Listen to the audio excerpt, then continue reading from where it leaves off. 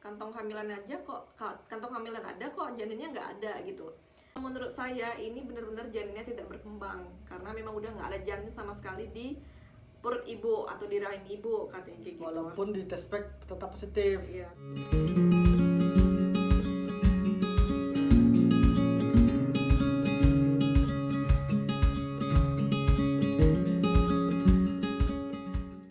Assalamualaikum warahmatullahi wabarakatuh.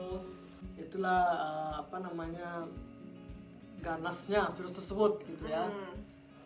Terus kemudian kita dikasih dokter buat minum obat 3 bulan, selama 3 bulan non-stop. Ya, obatnya obat paten, jadi susah nyarinya. Di Pekanbaru itu cuma ada di apotek ASEAN. Setelah kami keliling-keliling, cuma di ASEAN yang ada, dan itu harganya luar biasa. Dan itu nggak selalu ready ya? Iya, nggak ada di stok. Nggak ready. Dan harus pakai resep. Pakai resep. Kita juga ngambilnya nggak langsung 1 bulan full, pasti berapa hari gitu. Nanti mereka kabarin kalau ready lagi, kayak gitu. Jadi obatnya itu sekali beli total harganya 1.800.000 kalau nggak salah. Hanya untuk minum 1 sebulan bulan dan 2 jenis obat. dengan 2 jenis obat. Meminum selama 3 bulan. Jadi pas pemeriksaan dokter itu bilang setelah berobat harusnya virusnya nggak ada, jadi boleh promil. Ya. Jadi setelah selesai pengobatan di tanggal 27 Agustus, terakhir minum obat selama 3 bulan. Kemudian Tanggal 30 Agustus. karena kami pegang apa yang dibilang oleh dokter Samsul tadi, jadi Kita tanyain nih sama dokter ya, dok ini perlu check up lagi nggak? nggak perlu ya. Nggak perlu katanya, karena kalau udah minum obat ini mungkin dia mikir karena minum obat paten ini harusnya udah hilang nih virusnya, dia mungkin mikir kayak gitu. Nah kita karena sebagai pasien kita percaya dengan dokter kita, ya udah kita turutin. Nah Setelah pengobatan makanya kami langsung promil.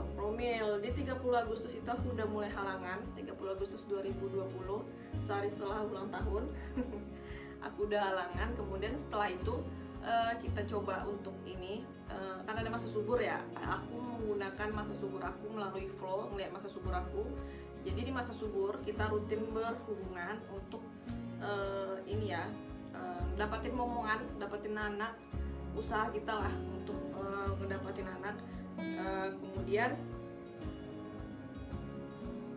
di tanggal 29 Oktober itu aku udah telat halangan 8 hari. Dan alhamdulillah itu kalau dihitung menurut HPHT itu udah 5 minggu kandungannya. Nah di tanggal 23 November karena kami mikir masih 5 minggu, nanti aja deh 8 minggu, kita juga gak mau terlalu yang euforia banget. Iya, betul. Sekedar info, kalau mau cek kandungan usahakan minimal 8 minggu. Yes. Kalau sebelum itu kami rasa buang-buang duit. Ya. Kemudian itu nggak lama setelah itu kita udah pindah ke Rumbai. Kami pindah ke rumah kami sendiri. Yes. Karena meminimalisir risiko kena tos lagi. Ya. Di tanggal 29 Oktober itu aku udah tes pack dan alhamdulillah positif. Itu kita belum ada ngasih tahu siapapun, termasuk Hamil tuh yang udah yang ketiga. Setelah selesai pengobatan, kita nggak ada ngasih tahu siapapun, cuman kita berdua aja yang tahu, termasuk keluarga kita, orang tua juga nggak ada yang tahu. Aku nggak tahu. Terus di umur kehamilan 8 minggu kita coba cek ke salah satu dokter yang direkomendasiin oleh teman kita. Kita Di daerah dekat rumah di Rumbai itu ada dokter Ferry namanya. Jadi Ferry. dia termasuk yang ramai kalau di Rumbai banyak Iya. pasiennya. Kenapa kita cek di umur 8 minggu? Karena di umur 8 minggu itu udah seharusnya dengar denyut jantung. Jadi kita nggak mau buang-buang duit di umur kehamilan 6 minggu, kita nggak mau cek. Karena yang cuma kelihatan hanya kantong kehamilan aja. Karena kan mungkin teman-teman yang baru-baru pengantin baru kan saking excitednya, saking semangatnya, jadi baru hamil, baru tes pack langsung cek USG, itu nggak usah sia-sia. Mending duitnya buat beli mata Mesir daripada bayar USG. Jadi mending nunggu 8 minggu lah minimal. Ini bukan menggurui, cuman pengalaman dari dokter bilangnya gitu juga. Nah sampai di dokter kita cek nih di USG lah perut aku kan. Loh dokter bingung, kantong hamilan ada kok janinnya nggak ada gitu. Nah si dokter izin nih sama suami, Pak saya boleh transvaginal ya. Oh silahkan, beda dong dengan dokter yang sebelumnya yang lakuin transvaginal tanpa izin suami. Kemudian aku di transvaginal, dimasukin tuh alatnya sama asistennya cewek, dimasukin alatnya, kemudian diperiksa, ternyata memang udah nggak ada janin lagi. Nah saat itu dokter langsung memvonis aku bahwa aku adalah BO atau black-tip ovum. Ntar teman-teman bisa googling istilah kehamilan BO kayak hamil kosong. Aku ada kantong janin tapi nggak ada, aku ada kantong kehamilan tapi nggak ada janinnya. Nah ternyata diusut-usutlah sama si dokter tadi. Aku kan juga udah cerita bahwa aku TORS. Nah dokter mikir bahwa si TORS-nya mungkin masih ada dan kemungkinan si virus ini masih menyerang si janin. Karena kan waktu kami cek ke dokter Peri pertama kali, kami juga bawa hasil lab yang dari dokter sebelumnya, yang dari dia itu. Terus dia lihat dengan riwayat TOS tadi ya. Jadi kesimpulannya ini harus dibersihkan. Aku disuruh kuret. Ya. Jadi malam itu juga dokter ngasih aku surat pengantar untuk terserah mau kapanpun mau kuret, boleh malam ini, boleh seminggu kemudian atau gimana. Silakan dipikirkan dulu Bu, kata dokter gitu ya. Atau 2 minggu lagi juga boleh, mau melihat perkembangannya seperti apa. Tapi kalau menurut saya ini benar-benar janinnya tidak berkembang karena memang udah nggak ada janin sama sekali di perut ibu atau di rahim ibu kan kayak gitu. Walaupun di tes pack tetap positif. Iya, tetap positif. Jadi kuret itu tujuannya untuk membersihkan rahim biar rahimnya lebih sehat. Yes, betul. Dan peluang hamilnya lebih tinggi, begitu kata dokter. Kita berdua terdiam di saat itu di masih ruangan dokter. Nah, akhirnya kita pamit balik. Nah sampai di mobil aku udah nangis jadi-jadinya, udah mulai menyalahkan ini itu segala macam, menyalahkan diri sendiri, bahkan menyalahkan Tuhan saat itu. Ya namanya juga orang down ya, pasti semua ya, juga seperti itu. Semua teman-teman yang pengantin baru pasti pengen cepat momongan kan. Nah kayak gitu. Aku nangis jadi-jadinya, abang juga termenung, apa salahnya ini, kita harus seperti apa. Malam itu kita belum ada ngasih tahu ke siapapun, ke keluarga kita, ke orang tua kita, kita belum ada ngasih tahu ke siapapun. Keesokan harinya itu kita udah masuk kerja ya, kita masuk kerja, kemudian aku udah ngabarin orang tua, abang juga udah ngabarin mertua, kita ngabarin, terus aku udah ngambil keputusan di situ, mau nggak mau malam ini aku harus kuret gitu, karena cepat atau lambat aku pasti akan kuret. Mau aku tunggu 2 minggu lagi, harusnya lebih cepat lebih baik. Kalau aku sih selalu mikir seperti itu, untuk apa ditunda kalau memang akan melewatin fase itu gitu. Jadi malamnya kita pergi ke rumah sakit yang udah direkomendasi dokter untuk dirawat inap. Ya karena syarat dokter bilang itu syarat biar ditanggung BPJS, jadi teman-teman harus nginap dulu semalam.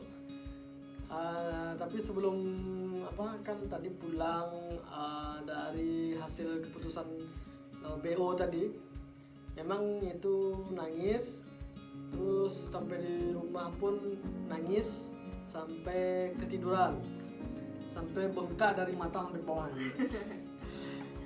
Zaman ya itulah hidup ya, harus jalanin. Alhamdulillah kita sepakat untuk kuret tadi ya, terus seperti saran dokter tadi kami ikutin. Jadi kami berangkat ke rumah sakit yang udah direkomend tanggal 24 November 2020. Berarti udah mau setahun ya, udah mau setahun.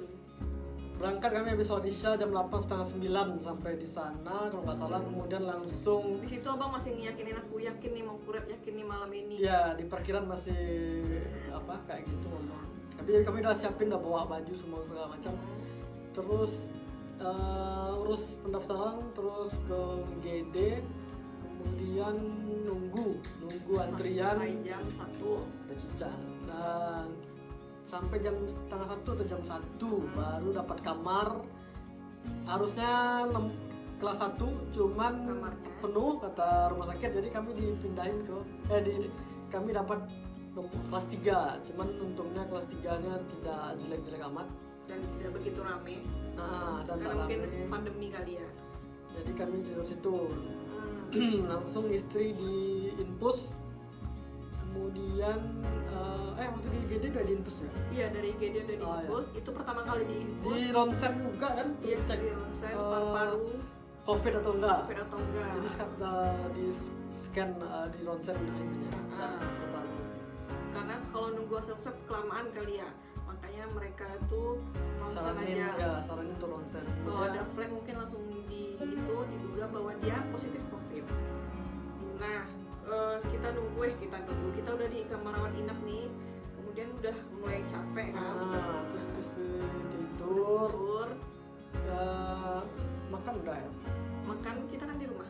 Ayo. Makan di rumah, tidur udah nggak nyenyak karena pikiran tuh Iya. udah bercampur semuanya udah dipikirin. Lalu tidur di kursi sambil jagain, dan setiap 1 jam selalu kebangun, dan pas jamnya, misalkan jam 1, jam 2, Oh iya. 3, jam 4, pas terus. Setiap bangun cek barang gitu kan ya, cek barang terus tidur lagi sampai subuh, sholat sampai akhirnya jam 9 ya. Enggak, Ah, jam istri subuh.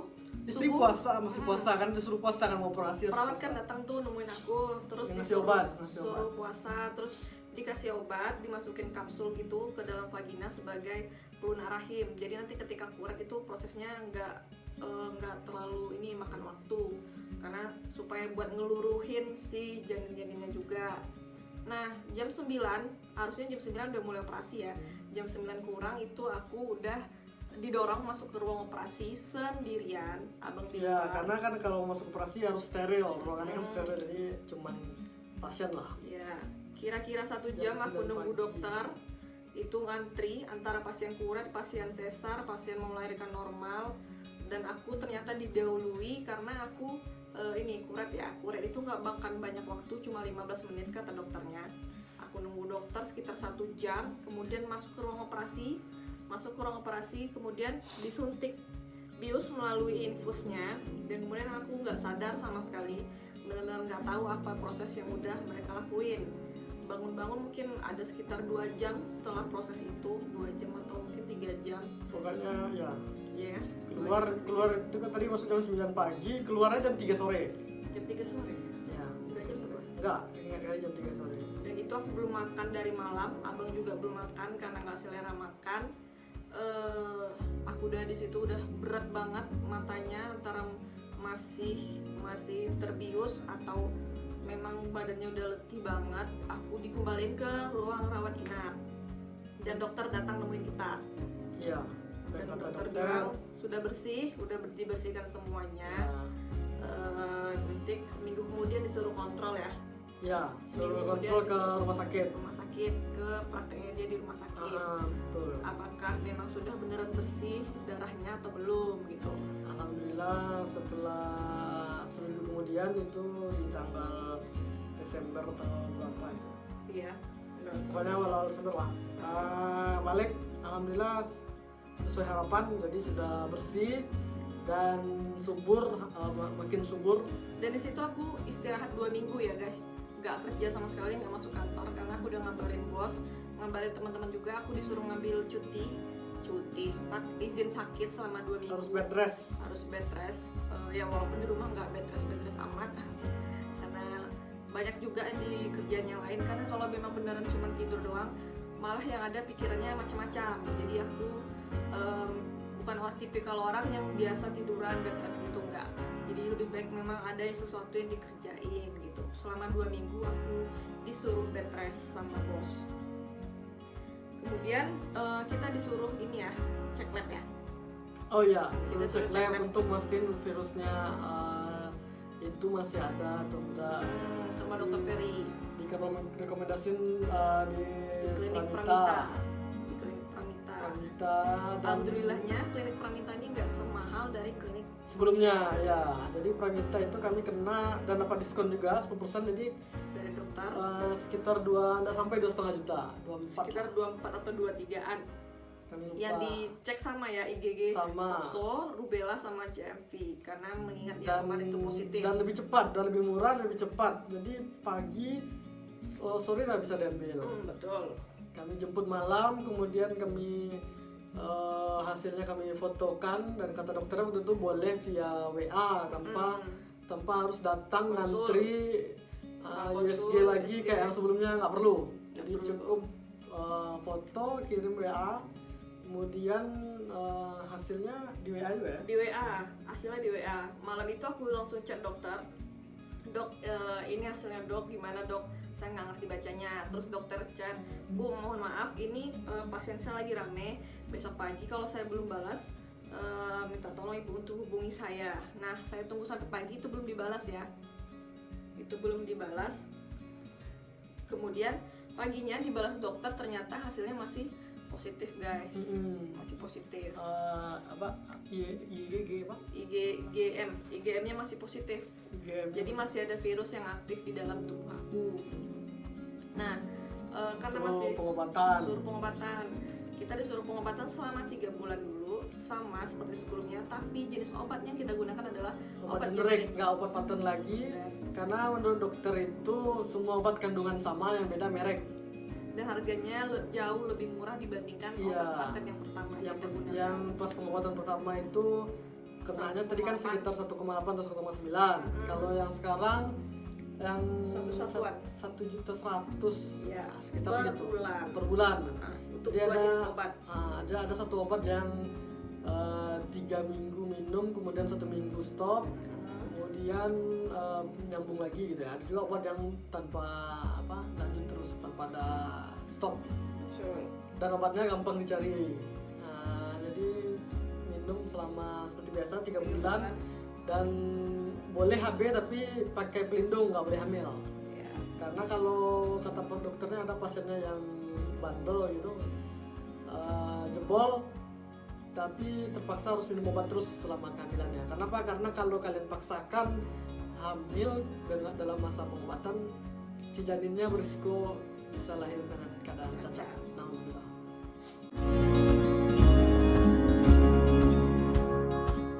Perlu cek lab lagi nggak? Oh perlu Bu, ini kan kita mau lihat hasilnya gimana setelah ibu konsumsi obat. Jadi dokter ngasih kita surat pengantar lagi, kita cek lab lagi ke Pranita, ya, kita cek lagi, terus kita kirimkan hasilnya sama seperti biasa, kita kirimkan hasilnya sama dokter. Cuman sebelum kami kirimkan, kami kan bawa tuh hasil yang sebelumnya. Terus kami bandingkan, karena kita orang Hasilnya awam, sama. kalau hasilnya sama ya. Betul. Jadi sempat hopeless, tapi tetap positive thinking dan optimis. Alhamdulillah nih udah garis 2. Semoga hasilnya baik ya dok, bilang gitu kan. Terus dokternya bilang, oh iya Bu, kita cek dulu semoga hasilnya baik ini, katanya gitu kan. Terus di USG lah aku, dan alhamdulillah langsung kedengar denyut jantung